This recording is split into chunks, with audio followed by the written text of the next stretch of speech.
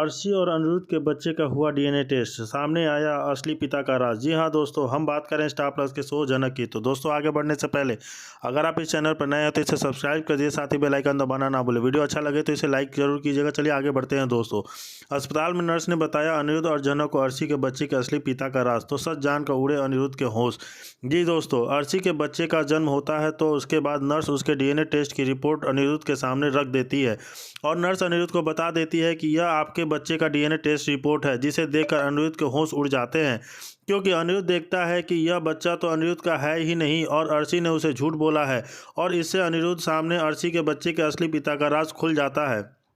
इसके बाद अनिरुद्ध अर्शी से जाकर बात करता है और अनिरुद्ध अर्शी पर गुस्सा करने लगती है, लेकिन झनक अनिरुद्ध को रोक देती है और कह देती है कि अर्शी की हालत अभी ठीक नहीं है और आप इस हालत में उसके ऊपर गुस्सा मत कीजिए। लेकिन यहाँ पर अनिरुद्ध को जब पता चल जाता है कि यह बच्चा उसका नहीं है तो अनिरुद्ध उसे गुस्से से लाल हो जाता है और अब अर्शी अनिरुद्ध को छोड़कर फैसला करता है कि वो अर्शी को छोड़ देगा। जिसके बाद झनक भी अनिरुद्ध को कह देती है कि अर्शी दीदी ने यह नाटक सिर्फ और सिर्फ हमें अलग करने के लिए किया है और इसके बाद अब अनिरुद्ध झनक के साथ अपनी ज़िंदगी की नई शुरुआत करेगा, क्योंकि अनिरुद्ध सिर्फ और सिर्फ अर्शी के बच्चे की वजह से ही झनक से अलग हुआ था।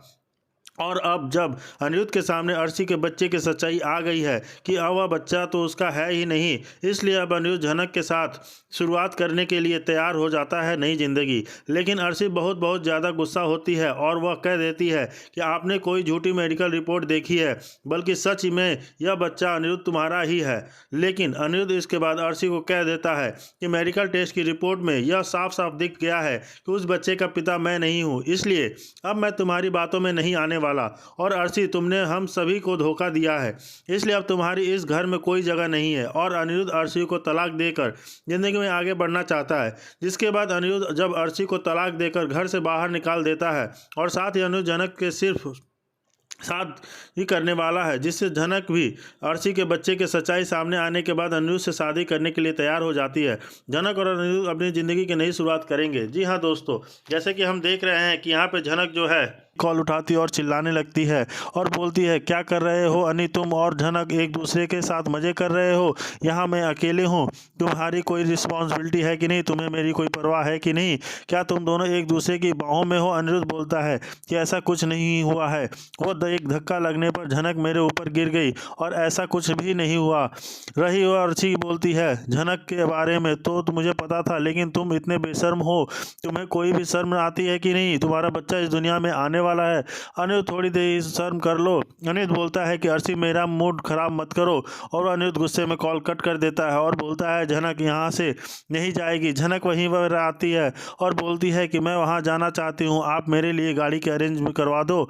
लेकिन अनिरुद्ध उसे मना कर देता है और बोलता है तुम पूरी शादी देख कर जाओगी, तुम ऐसे नहीं जाओगी। अनिरुद्ध उसे नहीं जाने देता है।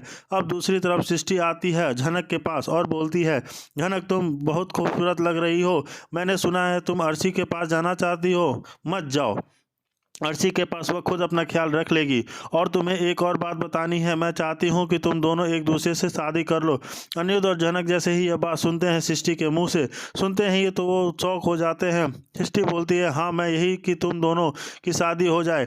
सृष्टि बोलती है मैं अर्शी को समझा दूंगी। झनक गुस्सा हो जाती है और बोलती है आप अपनी बेटी की ज़िंदगी पर बात कर रही हो, मैं ऐसी लड़की नहीं हूँ जो अपनी बहन का ही घर तोड़ दूँ। सृष्टि फिर भी झनक को समझाती है। दोस्तों आपको क्या लगता है, झनक सृष्टि के बात मान लेगी या नहीं, कमेंट्स में ज़रूर बताइए। और वीडियो अच्छा लगे तो इसे आगे बढ़िए। जैसे कि आगे देख रहे हैं कि जैसे ही सृष्टि ये सब बात बोलती है झनक से, तो वो बहुत ज़्यादा झनक गुस्सा करने लगती है सृष्टि के ऊपर।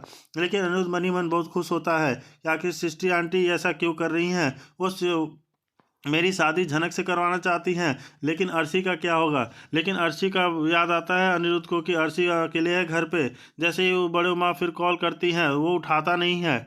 उधर अर्शी और उसके बच्चे की ज़िंदगी आ गई है खतरे में। जी हाँ दोस्तों, जैसे कि हम देख रहे थे छोटान भी शादी थी, बोस परिवार में अभी सब लोग गए होते हैं, लेकिन अर्शी और थामी दोनों घर पर ही रहते हैं क्योंकि अर्शी की तबीयत खराब हो जाती है। थमी जब अपने कमरे में बैठी होती है तभी अर्शी अपने लिए कॉफ़ी बनाकर जा ही रही होती है अपने कमरे में पीने के लिए, तो दूसरी तरफ थमी अपने कामों में लगी होती है और सीढ़ियों से जाकर ऊपर जा ही होती है।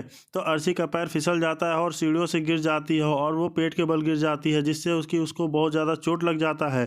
सीढ़ियों से गिरने से जैसे ही वो चिल्लाती है, कैसे ही उसकी मुंह से आवाज़ निकलती तो नहीं है, लेकिन कैसे वो करके कोशिश करके थमी को बुलाने की आवाज़ देती है। बोलती है, थमी प्लीज़ मुझे बचाओ। थमी अर्शी की आवाज़ सुनकर वहाँ पर आती है दौड़ी दौड़ी।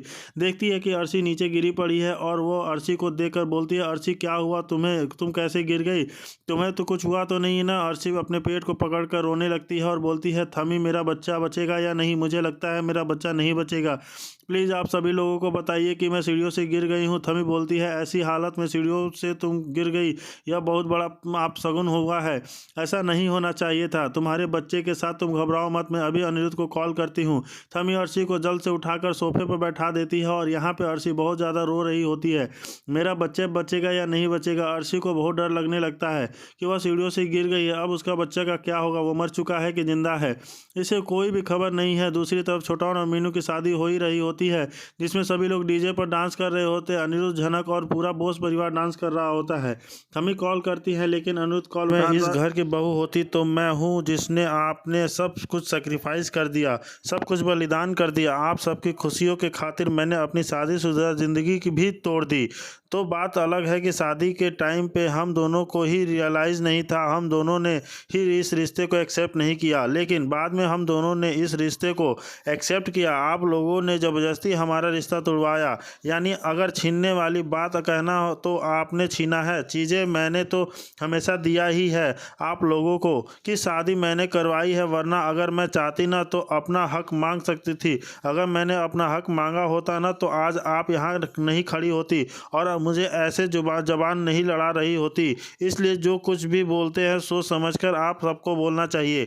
दोस्तों, आप देखने वाले हैं कि झनक जो है फुल ऑन अपना स्टैंड, जिसके बाद यहाँ अर्शी का मुंह बन जाएगा कि इस लड़की की इतनी हिम्मत, मैं आज अनिरुद्ध की पत्नी हूँ, मैं इसके बच्चे की माँ बनने वाली हूँ, लेकिन फिर भी झनक यहाँ अपने और अनिरुद्ध के रिश्ते के बारे में बात कर रही है। मुझसे इस लड़की की इतनी कितनी हिम्मत हो गई है। यहाँ तनुजा विपाशा सब झनक को चुप कराएंगे, लेकिन आप देखने वाले हैं झनक यहाँ चुप नहीं होगी, कहेगी कि आप लोग कितनी भी सच्चाई को दबा ले, सच्चाई का भी दम नहीं है, कभी ना कभी आवाज़ तो उठाती है और आज मैं सारी सच्चाई आप सबको बयां कर रही हूँ। दोस्तों, आप देखेंगे कि जब झनक इस तरीके की बातें करती है तो अनिरुद्ध भी मन ही मन सोच रहा होता है कि हाँ, झनक जो कुछ भी कह रही है सच कह रही है, क्योंकि भले ही उसकी शादी अर्शी के साथ ज़बरदस्ती हुई, उसका बच्चा आने वाला है, लेकिन वह झनक से हमेशा से प्यार करता रहा है। आज भी उसके दिल में झनक की है, उसकी जगह कोई ले नहीं सकता। आप यह भी देखेंगे कि झनक की बेइज्जती यह लोग हमेशा किसी बाहर वाले के सामने करते हैं, तभी इन लोगों को खूब मज़ा आता है झनक की इंसल्ट करने में।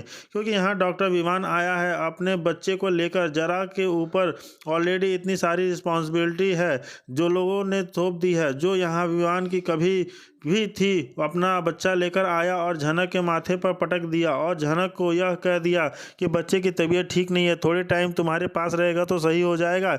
यानी झनक ऐसी इकलौती इंसान है पूरी दुनिया में सबकी प्रॉब्लम को सॉल्व कर सकती है। जी हाँ, इस सीरियल में अकॉर्डिंग ऐसा ही दिखाया जा रहा है कि अगर किसी की भी तबीयत खराब है, किसी को भी ख्याल रखवाना है, तो झनक के बेटर कोई नहीं है, हर कोई उठा के झनक के पास ही आ जाता है। विवान खुद इतना बड़ा डॉक्टर है, वह अपने इतने बड़े बड़े लोगों का इलाज करता है, लेकिन अपने बच्चे का इलाज नहीं कर पा रहा है। झनक इसलिए क्या चाहती है, जबकि झनक उसकी नहीं लगती, उसके घर वाले भी उसे पसंद नहीं करते, बट फिर भी वह झनक के सामने यह प्रिंटेड कर रहा है कि नहीं नहीं, उसके घर वाले अब उससे प्यार करते हैं। झनक को बस यहाँ से अपने घर ले जाना चाहता है, गुजरात ले जाना चाहता है। झनक बिल्कुल जाना नहीं चाहती। वो थोड़ा बहुत मान भी गई है, लेकिन यह तो हो क्या रहा है, झनक एक जगह से दूसरी जगह, दूसरी जगह से तीसरी जगह, तीसरी जगह से चौथी जगह क्यों जा रही है? क्या झनक का कोई परमानेंट घर नहीं है? और झनक जहाँ बार बार उठ के आती जाती है, चाहे वो बोस हाउस हो या विवान का घर हो या पसंदीदा पसंद नहीं करती हो, तो क्या जाना कि परमानेंट ऑलरेडी एक मेट के रूप में ही बनेगी। आज यहाँ छोटौन की शादी को सेलिब्रेट किया जा रहा है और आज हल्दी है, जिस मेहंदी से फिर संगीत होगा, तो हर एक फंक्शन में यहाँ झनक की बहुत ज़्यादा बेइज्जती होने वाली है। साथ ही आप देखने वाले हैं, क्योंकि हल्दी सेरेमनी चल रही होती है, तो यहाँ पे जो अनिरुद्ध के हाथों से गलती से झनक के हाथ पे हल्दी गिरने वाली है, क्योंकि यहाँ पे दर्शकों को थोड़ा रोमांटिक सीन दिखाया जाएगा। जी हाँ, झनक और अनिरुद्ध का थोड़ा रोमांटिक सीन दिखाना तो बनता है, क्योंकि जितने भी फंक्शन होते हैं ना, इन लोगों का रोमांटिक सीन तो हमेशा चलता ही रहता है। तब झनक भी शादी को दिखाया गया था तो अनिरुद्ध के ऊपर हल्दी गिर गई थी झनक के नाम की, और आज यहाँ छोटौन की